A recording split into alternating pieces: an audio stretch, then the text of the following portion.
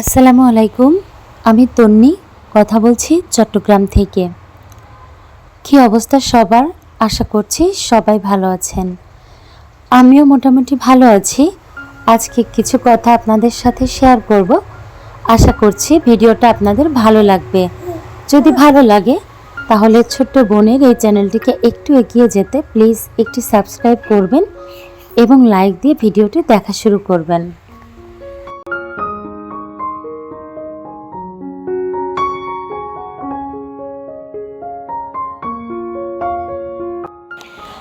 ওজনটা নিয়ে তো আমি অনেক বেশি টেনশানে আছি। আর আমি যে রুটিন মেনটেন করব সেটাও পসিবল নয়। ছোট বাবু আছে, সব কিছু মিলিয়ে আমাকে ব্যস্ত থাকতে হয়। তো যখন একটু সময় পাই তখন দেখা যায় নিজের জন্য একটু এটা সেটা তৈরি করি। তো আপেল সিডার ভিনেগারটা আপনারা খেয়ে দেখতে পারেন, এটা কিন্তু অনেক বেশি হেল্পফুল। অবশ্যই উইথ মাদার লেখা যেটা আছে ওইটা নিয়ে ট্রাই করবেন। আজকে মনটা অনেক বেশি খারাপ। কয়েকটা মাস ধরে অনলাইনে একটা ডাইনিং টেবিল দেখে রেখেছিলাম, যেটা আমার খুবই পছন্দের এবং দামটাও বেশ কমের মধ্যেই ছিল। কয়েক হাজার টাকাও আমি জমিয়ে রেখেছিলাম যে ওইটা আনাবো। তো হঠাৎ করে কালকে রাতে হাজব্যান্ড বলছে যে ডাইনিং টেবিলটা আনতে হবে না, আমরা দুজন মানুষ, আমাদের কি আর অত বড় ডাইনিং টেবিল লাগবে? তো কি করব বলেন, তারও তো আসলে টাকা পয়সা ম্যানেজ দিতে কষ্ট হয়ে যাচ্ছে। হঠাৎ করেই বাবুর একটা অপারেশন হলো, সেখানে তো অনেকগুলো টাকা খরচ হয়েছে আর অনেক কিছু চিন্তা করে সে এই কথা বলল। তো এটা শোনার পর থেকে আমি আর তার সাথে কথা বাড়াইনি, কিন্তু আমার অনেক অনেক বেশি মন খারাপ। আপনাদের সাথে আসলে বলে বোঝাতে পারবো না।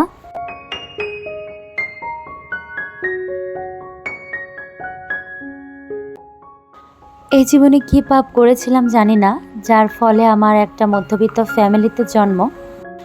হ্যাঁ, আমার থেকে অনেক মানুষ অনেক খারাপ অবস্থাতে আছে। তার জন্য আমার নিজের জন্য অবশ্যই আলহামদুলিল্লাহ।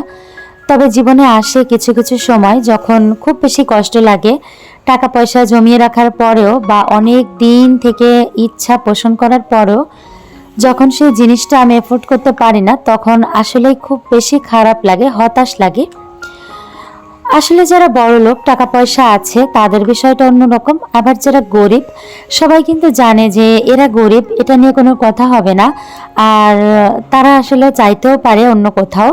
সবাই চায় না, সবার আত্মসম্মান বোধ এক নয়।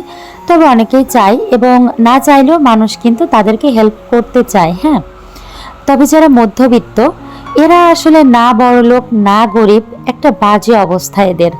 না পারে কাউকে বলতে আর না পারে সহ্য করতে, ভেতরে ভেতরে শেষ হয়ে যেতে হয়। তো আমার এত পছন্দের এই জিনিসটা আমার হাজব্যান্ড বলল যে কি এমন দরকারে লাগবে।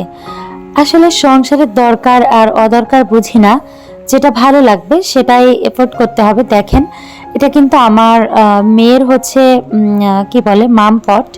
তো অনলাইনে অনেক দিন আগে থেকে একটা স্ট্র সহ কাচের মগ দেখে রেখেছিলাম, অনেক সুন্দর।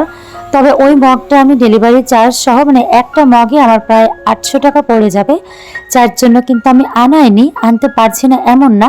তবে মনে হলো যে এতগুলো টাকা এখানে ইনভেস্ট না করলেও হবে, যার জন্য মেয়েরটা ব্যবহার করছি। কি করা যাবে বলেন, এই তো মধ্যবিত্ত ফ্যামিলি হলে সব সময় এদিক সেদিক দিয়ে জোড়াতালি দিয়ে চলতে হবে, না হলে আসলে আপনি চলতে পারবেন না। আর নিজেকে হ্যাপি রাখার জন্য, স্যাটিসফাইড করার জন্য নিজের মনকেই বোঝাতে হবে যে না, আমি এটাতে ভালো আছি। তো আমার ভিডিও কোন কোন আপনারা দেখছেন প্লিজ একটু কমেন্ট করে যাবেন এবং তাদের মতামত জানিয়ে যাবেন যে আমি ঠিক বললাম নাকি ভুল বললাম।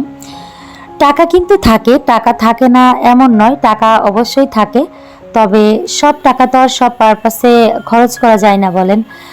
আগে আমার সংসারে কোনো প্যারা ছিল না, ইচ্ছা মতো টাকা খরচ করতে পারতাম। আর এখন টাকা জমানোর কোনো অপশান নেই আর খরচ করার কোনো সীমান্ত নেই।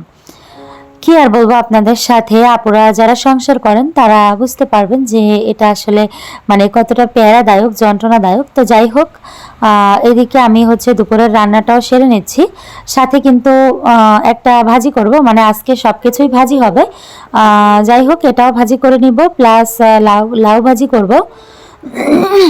সাথে একটু বরবটি সিম আলু দিয়ে ভাজি করব, সাথে একটা ভর্তাও করব। সব কিছু ভিডিওতে আনতে গেলে ভিডিওটা অনেক বড় হবে, তাই এটা দেখে আজকের মতো ভিডিওটা শেষ করছি।